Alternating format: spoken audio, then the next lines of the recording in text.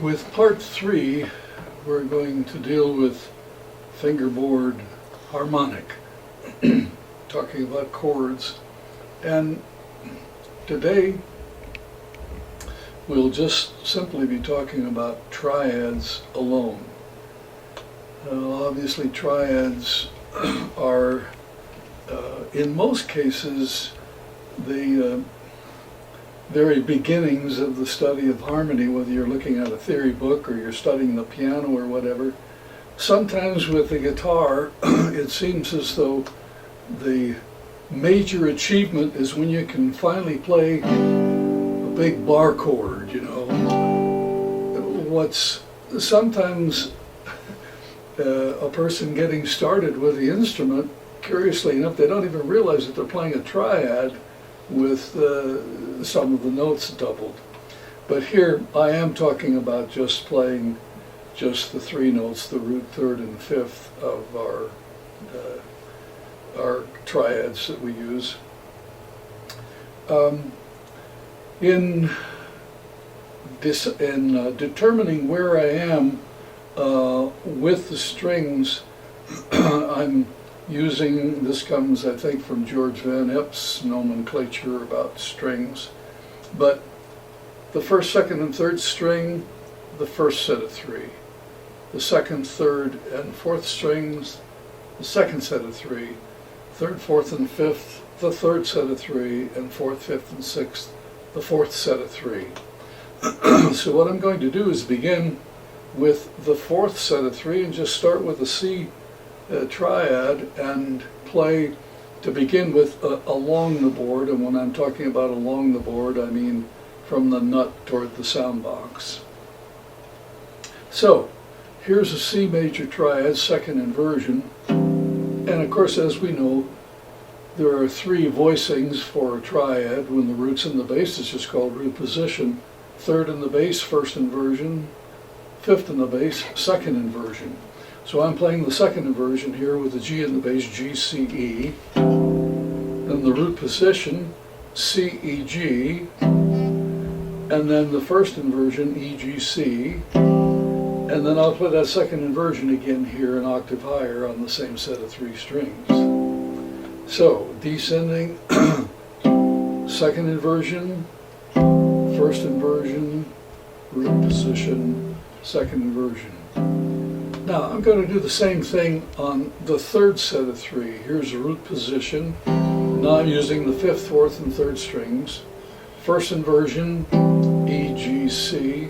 Second inversion, G, C, E. And then the root position again, C, E, G. And so let me descend those. Root position, second inversion, first inversion, root position with an open G.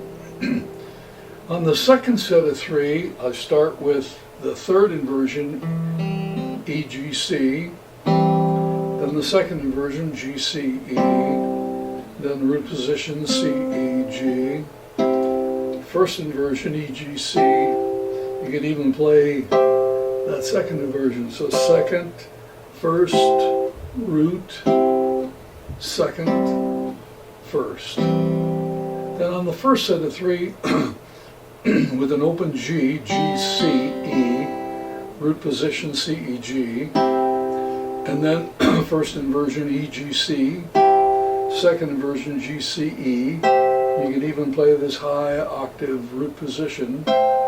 So root, and then second, first, root, second.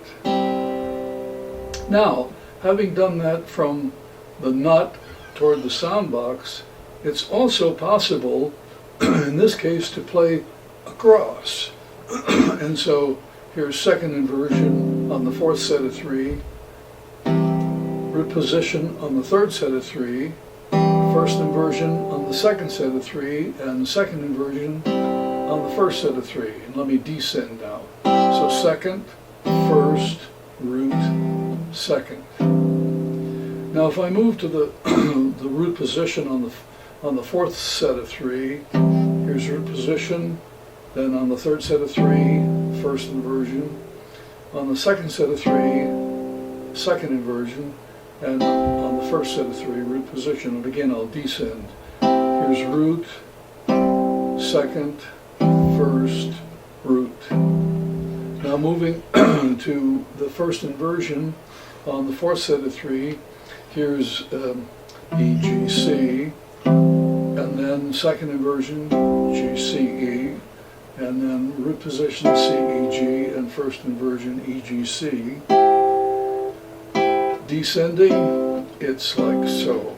Now what we did here, we can do an octave higher, and so here's second inversion, G in the bass on the fourth set of three, root position, and then first inversion and second inversion.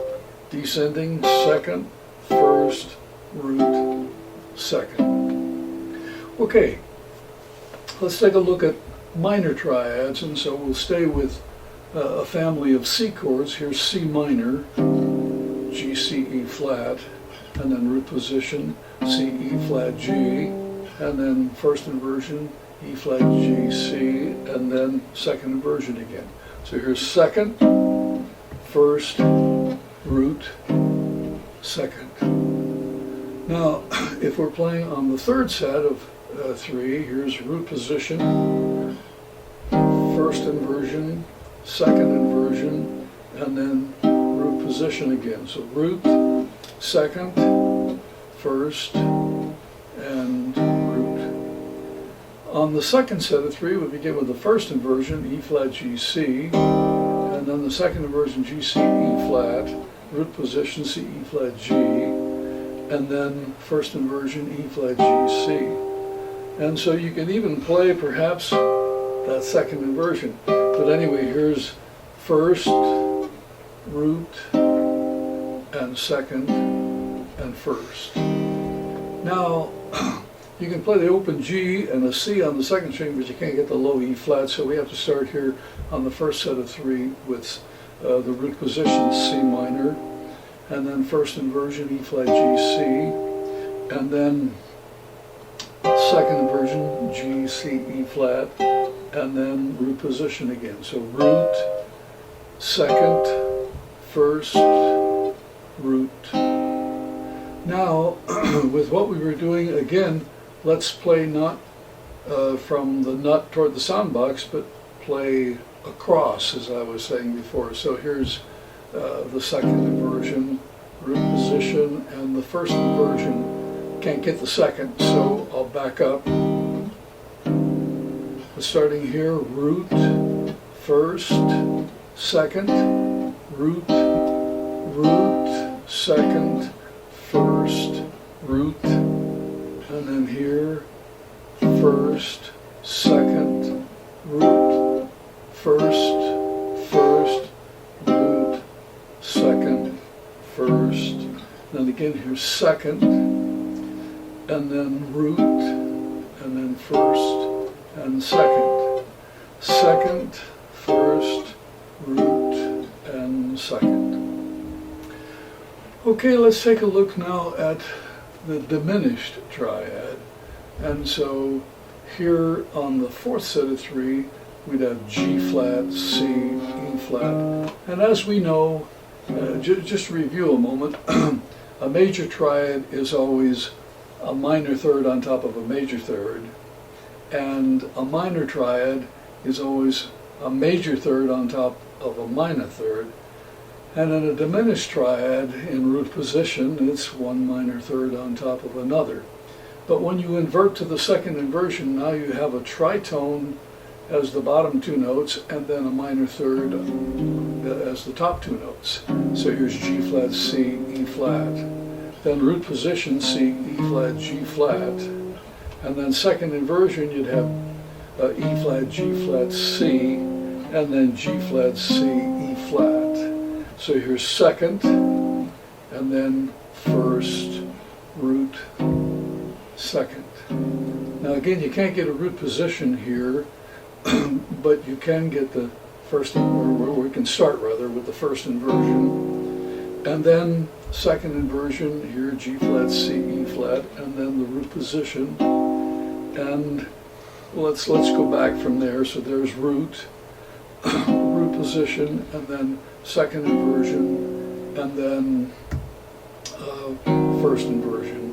Now going to the second set of three, we'd have to start with the second inversion, G flat, C, E flat, and there's root position, and then E flat, G flat, C, there's the first inversion, and so root, and then second. Now when it comes to the first set of three, here's root position, and then first inversion, E flat, G flat, C, and then G flat, C flat, E flat. You could even perhaps play that root position that high on the board. There's second, and there's first, and there's root position. Now again, if we were taking a look at it here, it wouldn't be very practical to start here, but we could play a root position, a second inversion, first inversion, a second inversion, and a root position going across, as it were. So here's the root position, second inversion, first inversion, root position. Now if we come to this part of the fingerboard, here's first inversion, second inversion, root position, first inversion, and then descending first, root, and then second, first.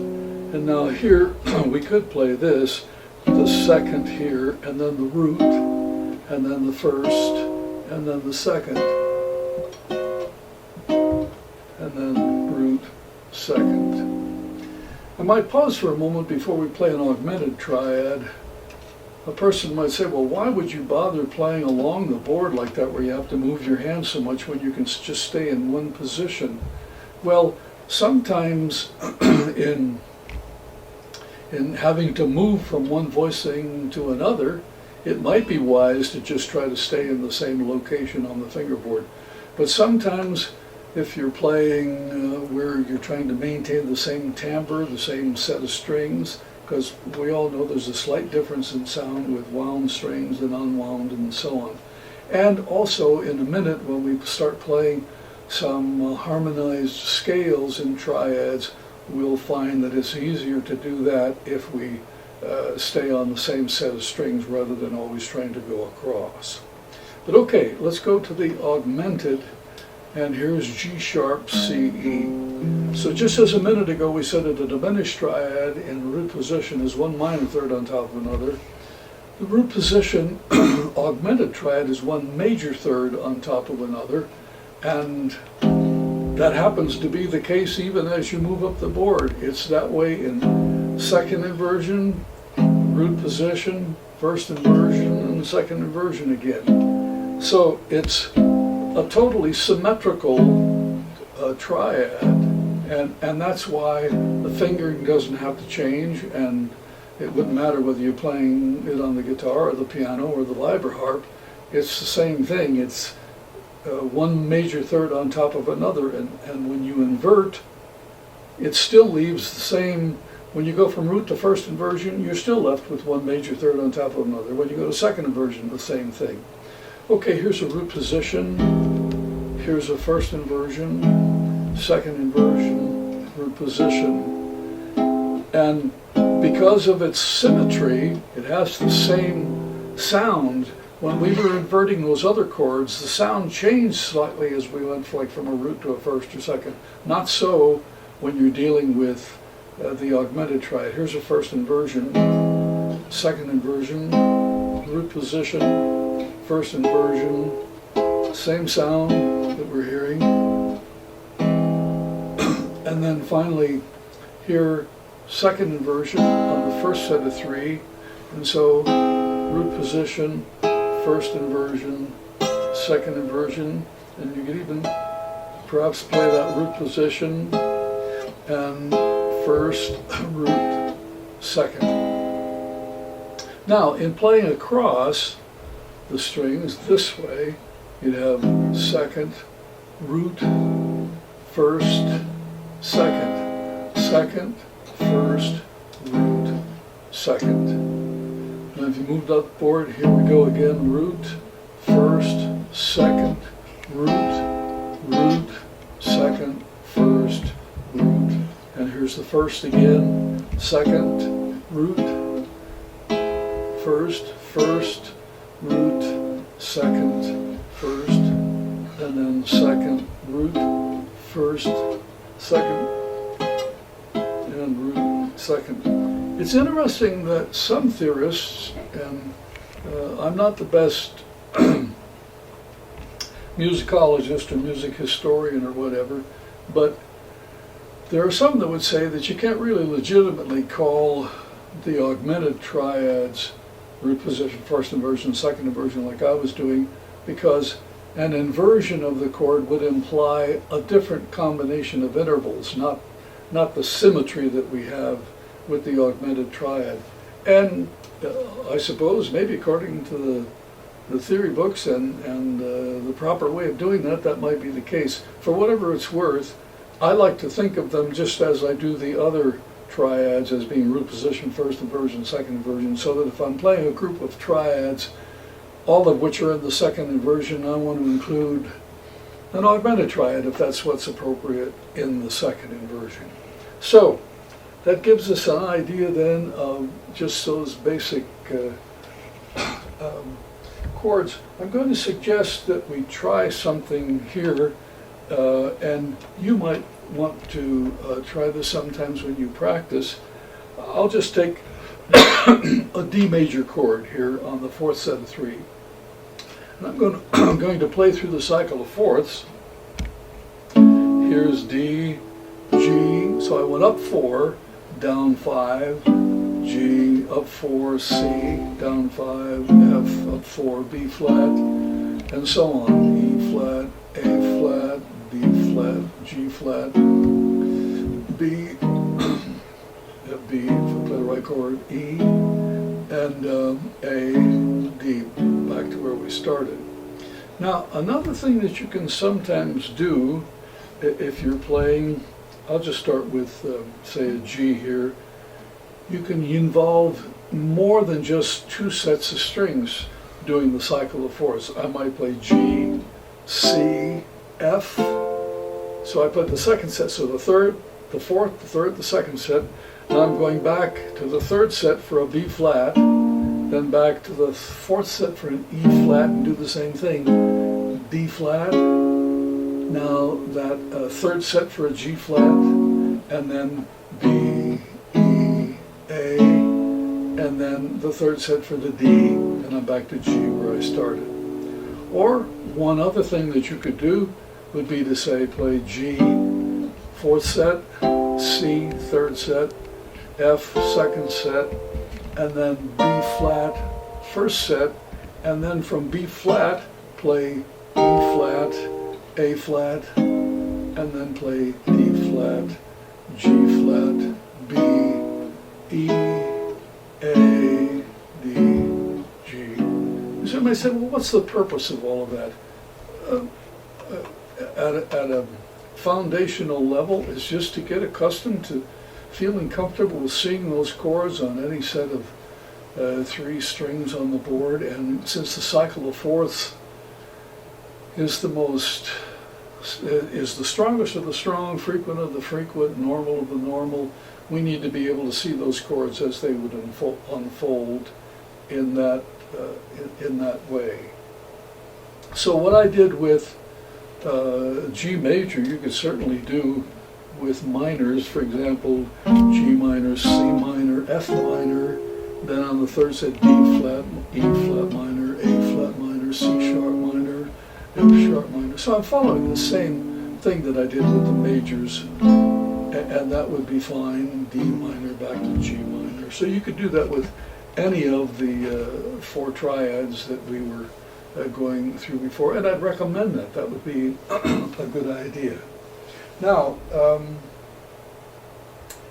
what we might do now is take a look at the diatonic cycle of seconds.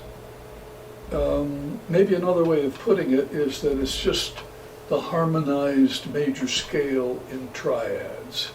And so I'll start with C major, and I'll play C, D minor, E minor, F major, and I'm going to stay on the same set, G major, A minor, B diminished, C major. Descending, C major, B diminished, A minor, G major, F major, E minor, D minor, C major.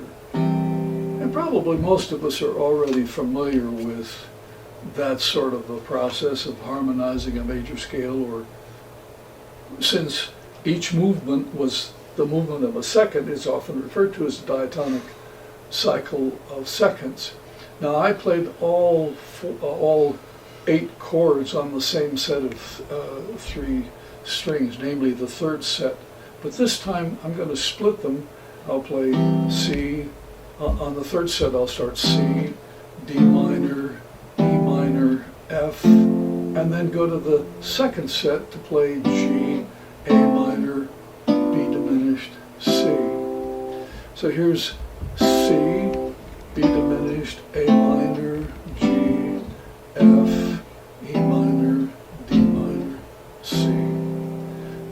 So as you start playing the diatonic cycle of seconds through all the keys, why, it might be a good idea to play them all on one set and then use 2 adjacent sets of 3. Like, say, if I'm in the key of F, F, G minor, A minor, B flat, C, D minor, E diminished, F, F, E diminished, D minor, C, B flat, A minor, G minor, F. But then I might do it again and go F, G minor, A minor, B flat, and then move to the first set of 3, C, D minor, E diminished, F, F, E diminished, D minor, C, B flat, A minor, G minor, F. Let's say we were taking, I'll just go to the key of D, and what might be sometimes a good idea, if you're doing that, is to sometimes maybe say, well, descend first. D, C sharp diminished, B minor, A, G, F sharp minor, E minor, D. And then maybe on the ascending part, D, E minor, F sharp minor, G major. Then go to the second set of 3 for A major, B minor, C sharp diminished, D. So that's the diatonic cycle of seconds, and I think it's a good place to start when you start playing the diatonic cycles, because we early on learned the scale, the major scale, and so those notes and their sequence are probably pretty familiar to us, because in a moment I'll play the diatonic cycle of fourths and the diatonic cycle of descending thirds, but notice I was starting with the seconds first because that's easier to absorb, I think, initially. But incidentally, we could do that with the other voicings. Like, for example, here's C major starting on that second inversion. So here's G major, D minor, E minor, F major, G minor, A minor, B diminished, and then C major, C, B diminished, A minor, G, F, E minor, D minor, G minor. And we could do that same thing. We could split the sets, C, D minor, E minor, F, G major, A minor, B diminished, C, C, B diminished, A minor, G, F, E minor, D minor, C. Make sure that when you're going through the keys, and I would strongly recommend that what I was doing with the triads, I did a family of C chords where I was playing from the nut to the sound box and then across. Do the same thing with going through the cycle with a family of F chords and a family of B flat chords and a family of E flat chords, etc. And likewise with these diatonic cycles, I just gave a couple of examples, but do them with different keys. And incidentally, here we were going over the C family. Here's a first inversion, So now here's D minor, E minor, and F major. Now I'll go ahead and split them 4 and 4 here, G minor, and then A minor, B diminished, C, C, B diminished, A minor, G, F, and then E minor, D, excuse me, E minor, D minor, C. And another thing that is important as you're going through those things, sometimes like if you're going from, like I was just doing, you play a D minor, and you know the E minor is the same intervallic makeup and the same fingering, and so you can do this and move your finger and play and not think about the notes that you were playing. That, I think, is a pitfall. Don't accept what you're playing unless you recognize all the notes that you're playing. I think that's a real essential to developing control, and especially when you're trying to improvise. Everything is so spontaneous. Everything is, well, not everything is spontaneous, but most of it is. But you're trying to think on your feet and think quickly, and maybe even taking some chances in the process about doing this. The more you hold yourself responsible for the notes, whether it be the scale or the arpeggio or an interval, or in this case, the chords themselves, the more effective you're going to be, because knowledge of the notes that you're playing results in more control, more and more control. Okay, so we were talking about the diatonic cycle of seconds there. Let's take, if we will, here, let's say we're playing now the diatonic cycle of fourths. Now I'll start with a root position, C major, and I can play C major, F major. So I went up 4, now I'm going to go back to the third set and play B diminished, E minor, A minor, D minor, G major, C major. I'll keep it going. F major, B diminished, E minor, A minor, D minor, G major, C major. So that's the diatonic cycle of fourths, root position. But it would be good sometimes to do that. I'll do the same diatonic cycle, but do it with the second inversion. Here's C major, F major, and then B diminished, and then B diminished, and then E minor, and then A minor, D minor, G major, C major, F major, and then B diminished, E minor, A minor, D minor, G major, C major. So the point is, do it with root position, with first inversion, with second inversion, so that you're comfortable with any of those.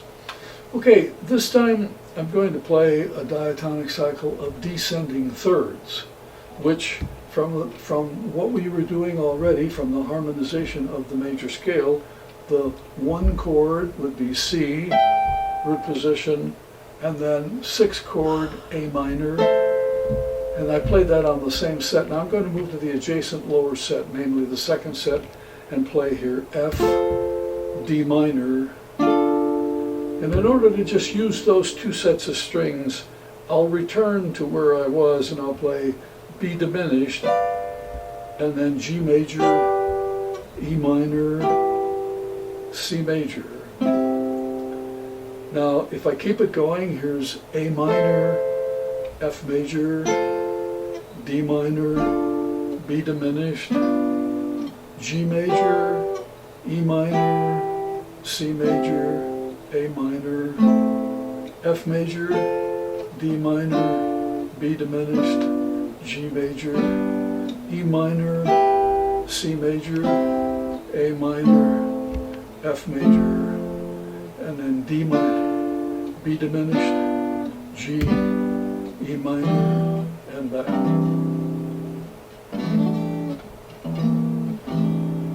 So, incidentally, when playing just those simple diatonic cycles, you know, you might be saying to yourself, well, boy, I'd really like to be hearing, you know, something that's pretty complicated, you know, like, you know, some fancy voicings. We'll get there as we go along. We'll definitely be dealing with those things, but learning to have this foundation with the triads is really essential. And again, to repeat a point I was making before, my first instrument was the piano, and the first lessons that dealt at all with harmony, I was dealing with triads. But it seems as though sometimes that's not the case with the people who study the guitar. It's almost like they learn triads later on, but I feel that that should be early on, and whenever it is, it should definitely be a strong foundation that a person has. Now, another thing that we can do here is to talk a little bit about the right hand with what we're doing. For example, I was playing just with the pick when I was playing up the scale, and I want to use the pick in such a way that my pick comes to rest on the adjacent higher string beyond the last note I play. So if I'm playing this third set of 3, my pick lands up on the second string. And so that gives me a more uniform sound because what I'm using as a criterion for whether I'm getting the job done or not is whether I'm hearing that top note as a melody note. See, if I hummed along, see, I'd hear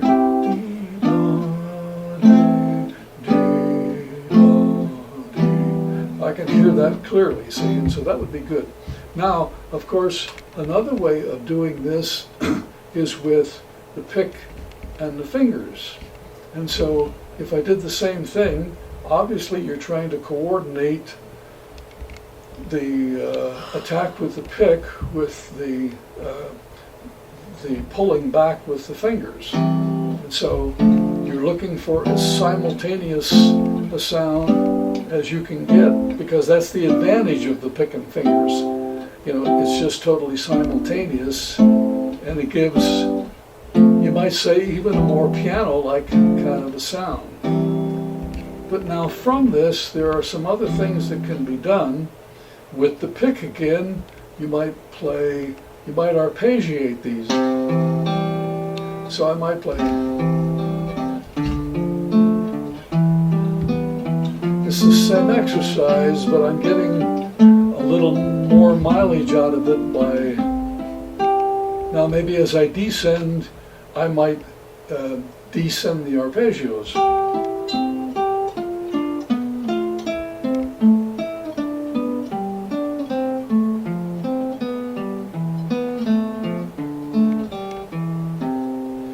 Now, you can also do that with the pick and the fingers, where you might play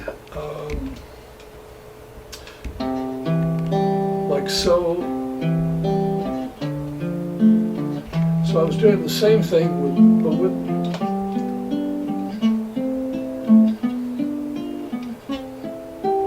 or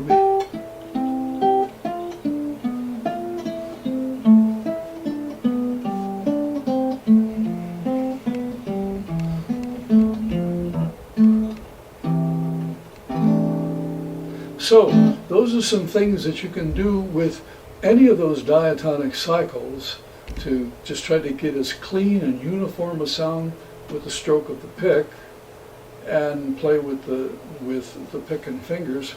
And for that matter, sometimes I know a lot of us will put our pick in our mouth and play with just our fingers.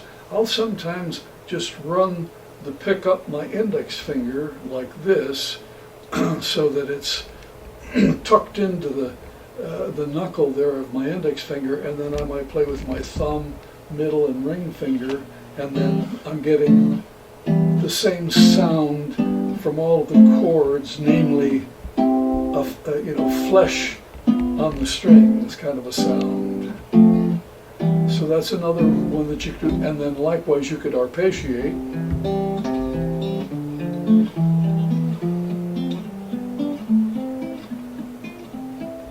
So those are some things that you can do when you're needing to practice those triads, but you're trying to get as much mileage as possible out of them.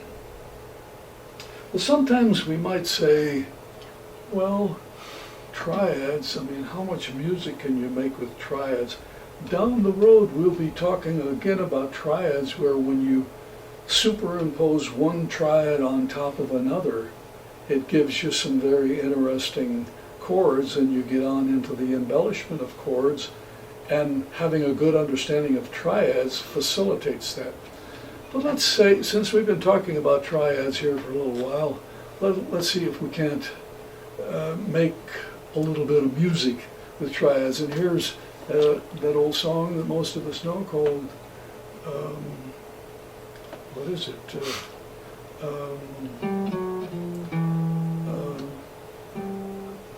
The Birth of the Blues? Is it?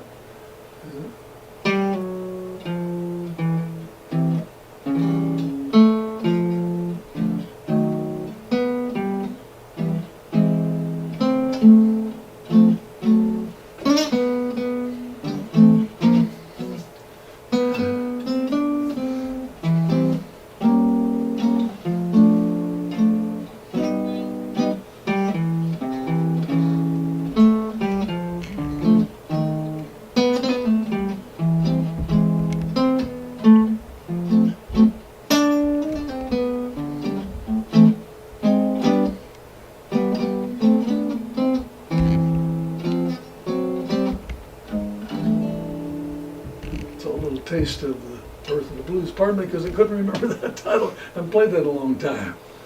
So anyway, that gets us started with things that have to do with harmony, and like I say, we'll be building on top of this knowledge about triads, but of course in future sessions with part 3 we'll certainly be going on, taking on 7th chords and shell chords and so on.